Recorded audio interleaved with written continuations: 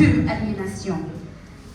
Ce n'est donc pas un simple changement de programme scolaire que je réclame ici, mais une révolution intellectuelle. Une éducation qui puise dans nos racines pour nourrir nos ambitions, qui enseigne aux enfants africains qu'ils ne sont pas les ombres d'un monde qui avance sans eux, mais plutôt les héritiers d'une richesse inestimable et les bâtisseurs d'un avenir souverain.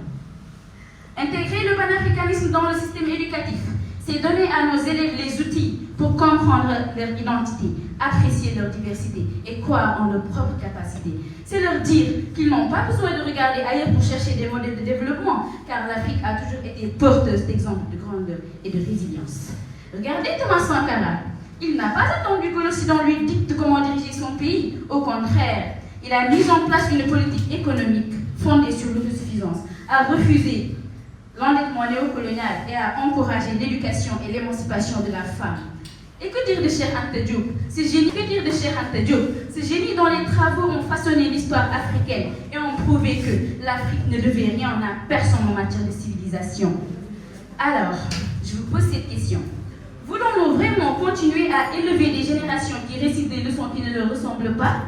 Ou allons-nous enfin oser leur donner l'éducation qu'ils méritent?